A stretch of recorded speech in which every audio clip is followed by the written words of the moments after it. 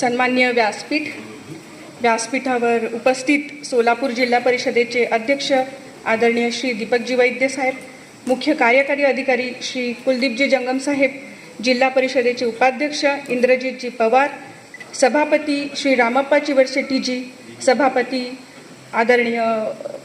सभापती अमृताताई वाघे, मुख्य कार्यकारी अधिकारी संदीपजी कोहिनकर साहेब, आपल्या या कार्यक्रमासाठी पुण्यावरून आलेले अभ्यासक आणि ज्यांनी चळवळीमध्ये काम केलेले असे व्याख्याते श्री निलेशजी धायरकर साहेब, आपले समाज कल्याण विभागाचे अधिकारी मिरकलेजी, आदरणीय भुजबळ साहेब, आदरणीय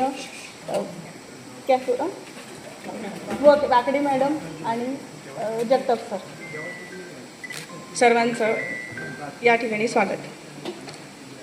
जर स्वातंत्र्यापूर्वीचा भारत आपण बघितला असेल तर आपल्याला लक्षात येतं की आपल्या देशाला केवळ स्वातंत्र्य नको होतं, स्वातंत्र्यासोबत विविध आव्हाने होती. त्यामध्ये विषमता होती, जातीभेद होता आणि स्त्रियांसमोर तर पराकोटीची आव्हानं होती. इतर देशांची तुलना जर आपण केली तर इतर देशांमध्ये सगळ्या ज्या क्रांती घडून आल्या त्या रक्तरंजित झाल्या, त्यासाठी रक्त सांडावं लागलं. परंतु आपला भारत देश एकच देश असा आहे की इथे क्रांती झाल्या आणि त्याही अहिंसेच्या मार्गावर आणि सनदशीर मार्गावर झाल्या. आणि ह्या क्रांती शक्य होऊ शकल्या कारण त्याच्यासाठी एकच व्यक्ती जबाबदार आहे, ती म्हणजे आपले आदरणीय डॉक्टर बाबासाहेब आंबेडकर. आपण जर बघितलं, आजच सरांनी सांगितलं की माझा सकाळचा लेख वाचला, मला पत्रकाराचा फोन आला, त्यांनी विचारलं की आपण कुठले पुस्तकं वाचलेले आहे आणि महिला म्हणून आपल्याला काय वाटते, तर मी त्यावर मत व्यक्त केलं. ह्या सगळ्या गोष्टी बाबासाहेबांबद्दलच्या आपल्याला माहीत आहेतच, पण महिला म्हणून मला एक असं नेहमी वाटतं की बाबासाहेबांनी त्यावेळी संविधान निर्माण करताना हिंदू कोड बिल लिहिलं, केवळ लिहिलं नाही तर त्याची आग्रही मागणी केली आणि ते हिंदू कोड बिल पारित नाही झालं म्हणून मंत्रिपदावर लाथ देखील मारली. आमच्या सगळ्या इथे उपस्थित महिलांच्या वतीनं जर त्यावेळेस कोणी चळवळ केली असेल सनदशीर मार्गाने आणि क्रांती घडवून आणली असेल तर ती बाबासाहेबांनी घडवून आणली. आणि घटना समितीमध्ये महिलांबद्दल त्यांनी काही गोष्टी लिहिल्या, महिलांना काही हक्क प्रदान केले. हे हक्क प्रदान करणारं जगातलं पहिलं राष्ट्र म्हणजे भारत देश होता.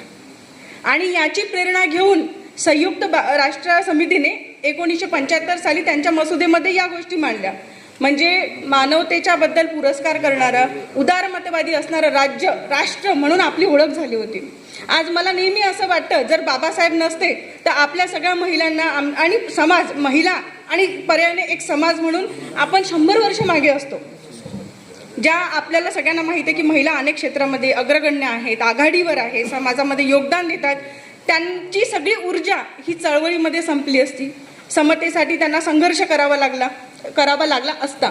परंतु आपल्या सगळ्या समाजाच्या वतीनं एक सनदशीर मार्गाने बाबासाहेब आंबेडकरांनी हिंदू कोड बिलाच्या मार्फत एक चळवळ राबवली आणि ते पारितही करून घेतलं. त्यावेळेसच्या प्रतिकूल परिस्थितीमध्ये, विषमतेमध्ये हे गोष्ट करणं खूप आव्हानात्मक होती, परंतु त्यांनी ही केली. असंच बाबासाहेब आंबेडकरांचं आपल्या महिलांबाबतीत तर योगदान आहेच, असंघटित कामगारांबद्दल योगदान आहे, त्यांचं आपल्या भारताच्या अर्थशास्त्रामध्ये योगदान आहे. परंतु काय होतं की इतर विषयांवर चर्चाच घडली जात नाही. त्यामुळे बाबासाहेब केवळ एका जातीपुरते आणि दलित चळवळीचे नेते म्हणूनच आपल्यासमोर उभे राहतात. खरं तर याविषयी जेव्हा चर्चा केली जाते तेव्हा आपण भारत देश म्हणून जर बघितलं तर आपल्याला या व्यक्तीला महामानव का म्हणतात याची प्रचिती गेली.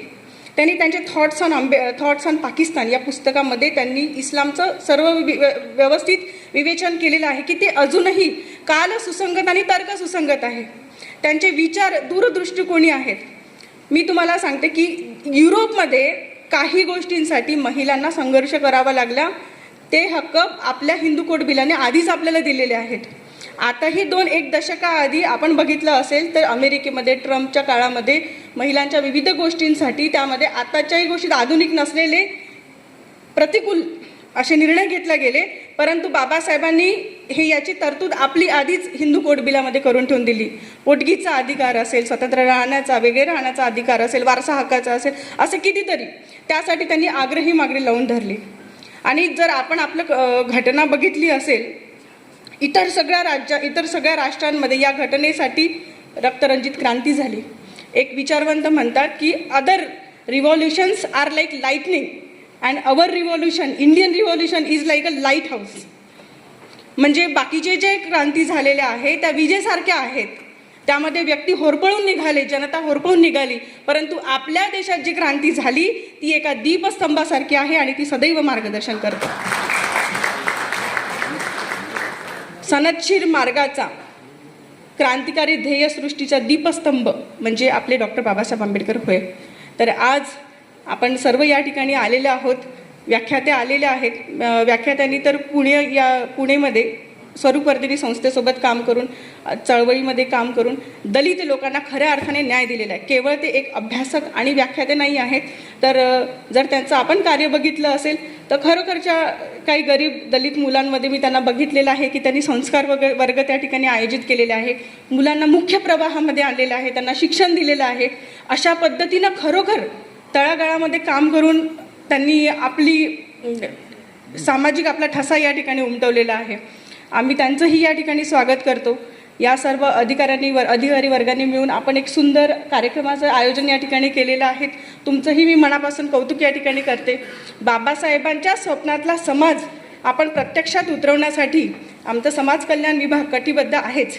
आपल्या सगळ्यांना माहीत असेल, एक वक्तृत्व स्पर्धा असेल, उद्देशिकेचं वाचन असेल, उद्देशिका वितरण असेल आणि असे विविध उपक्रम आणि आमच्या या सामाजिक आपल्या समता सप्ताहामध्ये राबवले गेलेले आहेत.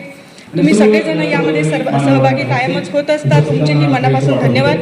बाबासाहेबांच्या स्वप्नातला समाज निर्माण करण्यासाठी आपण सगळेजण कटिबद्ध आहोत आणि या सगळ्यांमध्ये आपलं योगदान बहुमूल्य आहे. एक चांगला समाज निर्माण व्हावा हा संकल्प या ठिकाणी मी घेते. जय भीम, जय हिंद.